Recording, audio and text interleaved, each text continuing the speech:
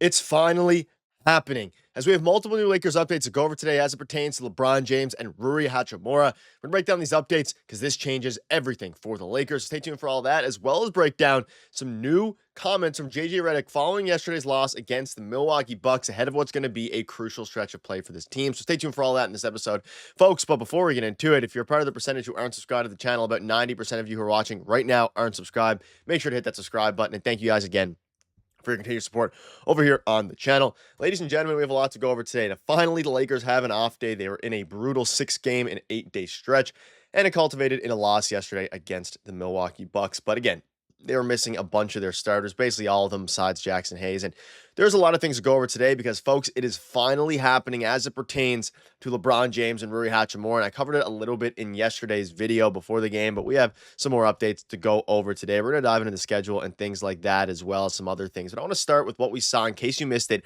from yesterday before the game. LeBron James completed another pregame workout, which included some sprints and finishing at the basket. JJ Redick had said this week that LeBron is day-to-day. Now, again, this came out before the game last night, and there were some clips circulating specifically on Twitter today. LeBron was doing full sprints. He was doing full workouts. He looks fully healthy. Full sprints around the court. He looked absolutely fantastic. And it's at the point now where he looks not only like he's ready to return, but that he is healthy and ready to go. Same with Rui Hachimura. And then, of course, we know that JJ Redick came out and said that they are hopeful that LeBron and Rui Hachimura will play on Saturday against the Chicago Bulls. And again, it seems that they are hopeful, and following yesterday's loss, again, all signs point to LeBron and Luka finally being able to play together once again, and LeBron and Rui Hachimura making a return. And this is a huge deal. Now, obviously, the Lakers are entering a big stretch of games. We're going to dive into the standings in a minute here, but I wanted to rehash these updates because, again, tomorrow we'll know for sure. But at this point, there hasn't been any setbacks, according to JJ Redick and according to any reports today. No setbacks there. All signs point to him playing LeBron and Rui Hachimura, that is, and seeing these new, the new footage of him running around the basketball court, all these different things, right? Running coast to coast in practice, and even before the game yesterday, he looks really healthy. And there's been a lot of speculation about whether he's actually injured, whether they were just taking it really slow, obviously for health reasons, trying to get him fully healthy. Regardless of what the actual, degree of his injury is, he is looking healthy and he's looking ready to go. And the same goes for Rui Hachimura, who's suffered from a more serious injury. He missed the last 8 games with his knee injury. He got some shots up pregame, like I discussed yesterday, and he's been able to play 3-on-3. And if you saw yesterday on the bench when Bronny had his fantastic game, which we'll dive into in a minute here, he looked in great spirits. LeBron looked in great spirits. I mean, everybody on the bench looked good. And regardless, we know, looked good in the sense of he looked very healthy out there. And again, they're only sitting on the bench, but in the pregame warmups, we saw a little bit of Rui Hachimura get working. We saw a bit of LeBron James get working.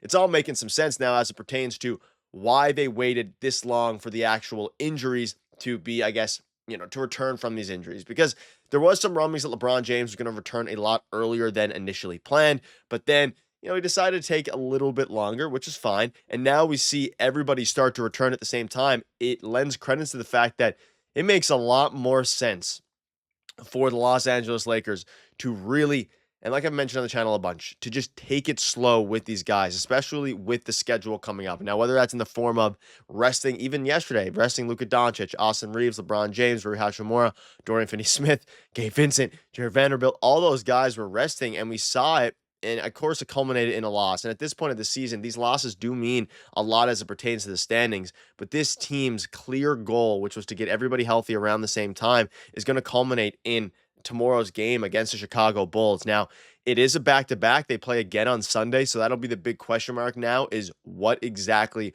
is going to be the path beyond Saturday's game. How are they going to manage Luka Doncic, LeBron James, Rui Hachimura, specifically LeBron and Luka's injuries going forward? I think Luka should be pretty good to go. He started to look a little bit better. And as you start to look at the schedule ahead, of course, you play Chicago tomorrow, and then that's followed by playing Orlando and then Indiana and then Chicago again, and then you get Memphis, and then towards the end of the season, you also get Oklahoma City, and you end the season with Portland. There's so many games that are going to be close, and as you start to look at the standings and things like that, the schedule is going to matter a lot. And it starts in tomorrow night's game against the Chicago Bulls, because having LeBron James or Hachimura back, getting ready to go, Luka Doncic is going to play, send a message to the Bulls, crush them, destroy them, and also help yourself back into the standings, which we'll get into here in a minute. But very, very interesting. And the schedule is not the most difficult in the league, but at the same time, you have a lot of games you need to take care of business against, especially at a crucial point of the season. And looking at the schedule, it's at the point now where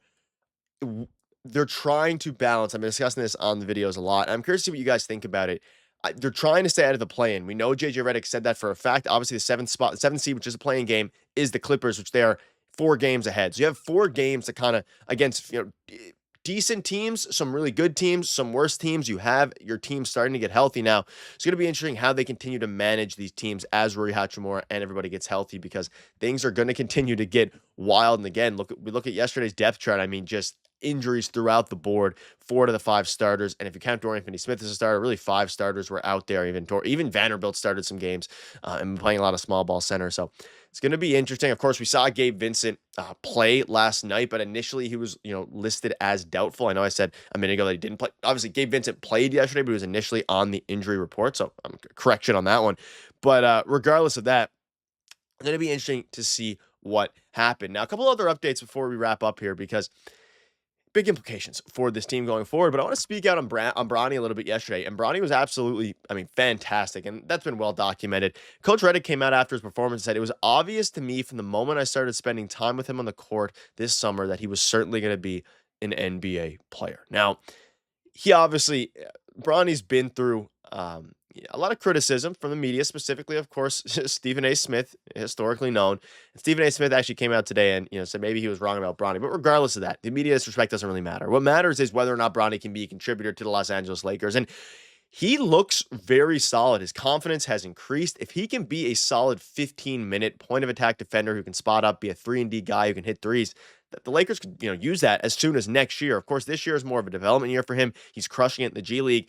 But Bronny James could actually be a contributor as early as next season. And for a 55th overall pick, of course, we're at the point where it is LeBron James' son, so everybody was saying he just got drafted for that reason.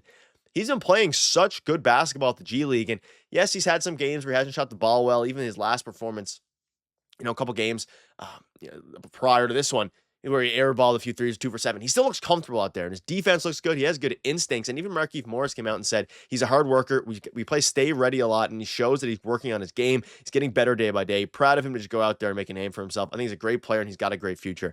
And I can't agree more. You're at the point now where Bronny James, whether or not you think he deserved wherever he got, he clearly does deserve it, because not only was he a steal at the moment for a 55th overall pick, he's crushing in the G League. And yesterday he goes out and obviously missing a ton of starters, 5 of them, 6 of them.